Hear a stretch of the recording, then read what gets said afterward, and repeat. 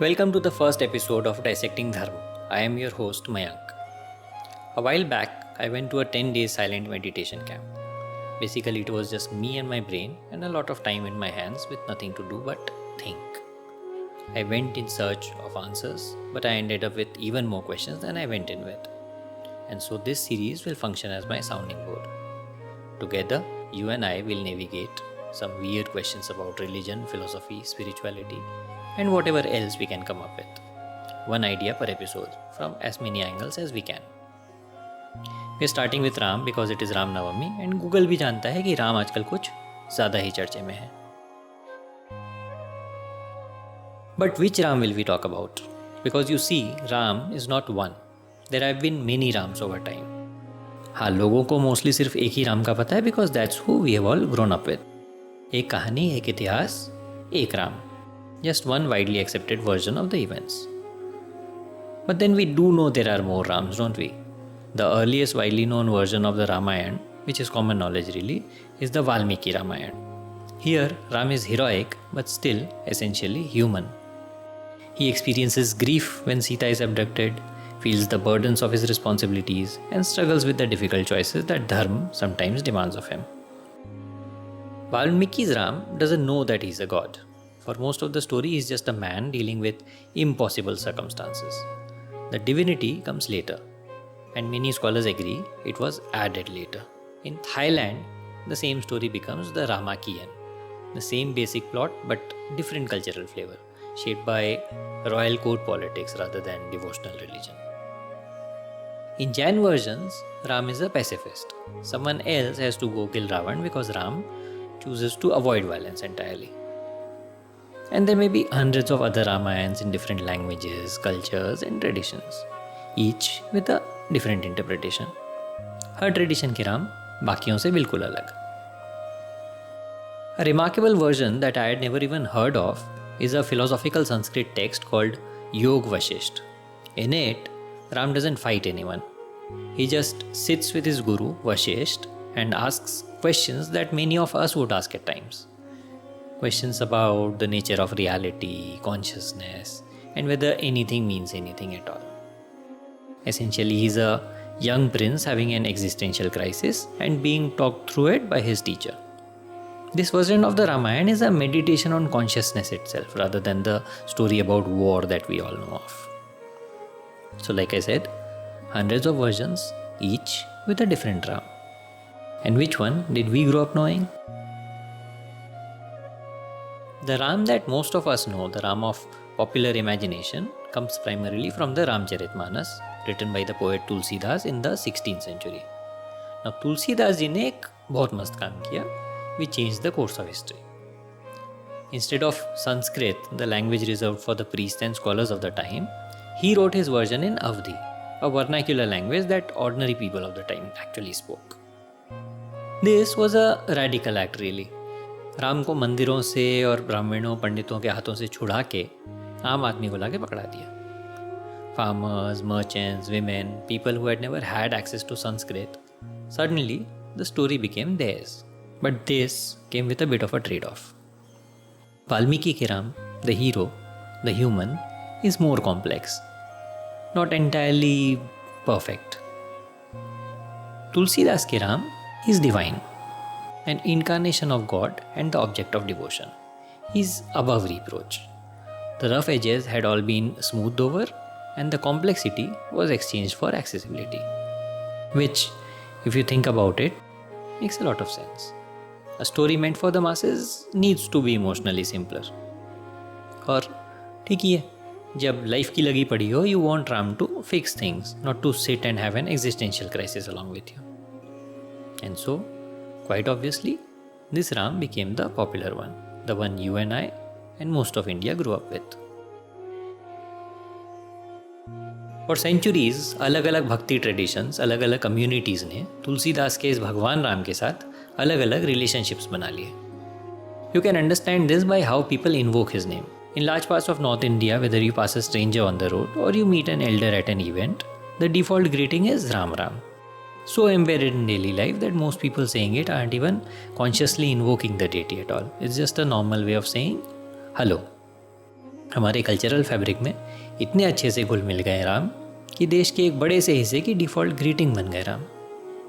The simplest and yet if you think about it a very profound form of devotion. सोचने की कोई ज़रूरत ही नहीं है, अनकॉन्शियस से सिंपली सिर्फ यही राम निकल के आते हैं. राम राम जी, हाँ जी Ram Ram. Then there's Sita Ram, the divine couple, the Ram of intimate personal devotion. You don't proclaim it, you don't assert Sita Ram. You sing it, you whisper it, gently and lovingly. Gandhi ke Hey Ram, his last words at the moment of his assassination, is Ram as a name for the ultimate reality of life, the most natural sound that could emerge from the lips of a dying. Entire life had been saturated with that name. Then there's Hare Ram, ISKCON ka Mahamantra, invoking both Ram and Krishna as avatars of the same divine, Hari. This Ram, I think, is the coolest and the most chill. He likes to travel. He traveled west and with the hippies no less. He was sung about in kirtans from Brooklyn to Berlin, and he became a consciousness tool for the American seekers in the 60s and the 70s. और फिर आते हैं हमारे प्यारे जय Shri Ram, which has had quite an interesting few decades of late. King, victor, force of righteousness, and an unfortunate political tool. Jai Shri Ram, an assertion, a declaration, and a statement of identity. Jai Shri Ram, a divisive battle cry, pitting us versus them. Same name, same syllables, and yet so many completely different emotional registers. The fabric of everyday life, Ram, the beloved, Ram, the ultimate reality of life, Ram, a universal consciousness exported and then re-imported again, Ram, and of course, his political voltage, Jai Shri Ram. Which Ram you invoke tells everyone listening something about who you are, what you want, and what you think Ram means. इन सब में योग वशिष्ठ के philosophical Ram के लिए कोई जगह ही नहीं रह गई. People preferred the Ram who answers prayers, not the Ram who asked difficult questions. Which one would you prefer?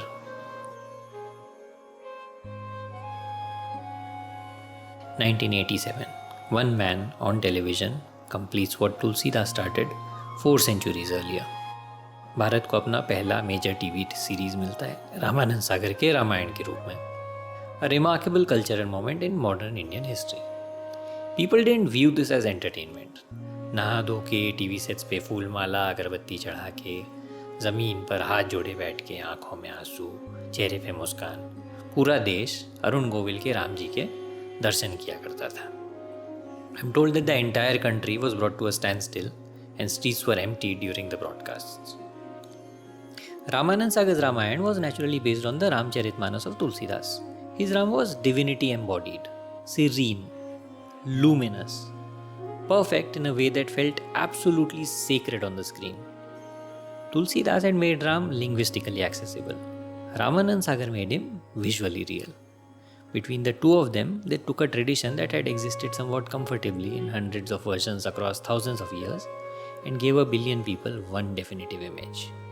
One face, one voice, and one interpretation. The version that reached the most people became the version that was deemed real. And that's where things get a little interesting. In 1991, A.K. Ramanujan, a scholar, wrote an essay called 300 Ramayans. Its premise, the Ramayana is not one fixed story, it's a living tradition retold across cultures and centuries. The essay was later included in a Delhi University history syllabus. But फिर अचानक से हिंदू खतरे में आ जाता है. Some very responsible people of the society felt that presenting alternative versions of the Ramayana disrespected the sacred beliefs of said society. Protests were, and subsequently in 2011 the essay was removed from the syllabus, as expected. But हाँ, सबसे मज़ेदार बात, the timing of all of this tells us something very interesting that happened. The protests didn't happen when Ramanujan wrote the essay. They happened almost 17 years later, after an entire generation had grown up with weekly visitations of Ram on their TV sets every Sunday morning. बहुत ही अजीब सा एक coincidence, है ना?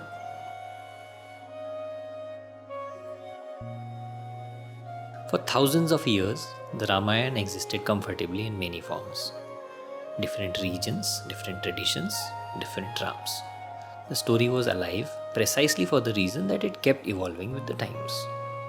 The modern world, it seems, prefers the simpler of versions. So much so that it feels threatened by the rest of them. There should be one story, one version, and one face. That's what it believes. I guess it's kind of inevitable, because maybe that's just what mass media does to living traditions. How many Ram can a civilization hold at the same time anyway? Or maybe that's not the right question. What we need to ask ourselves is, when a tradition gets standardized through the creative choices of one poet and one television director, so much so that a society is threatened by the inclusion of others, what does that tell us about the society? Of course, I don't have an answer. I am just a pretend pilgrim asking the questions. This is Dissecting Dharma, where I ask questions I probably shouldn't. Thank you for watching.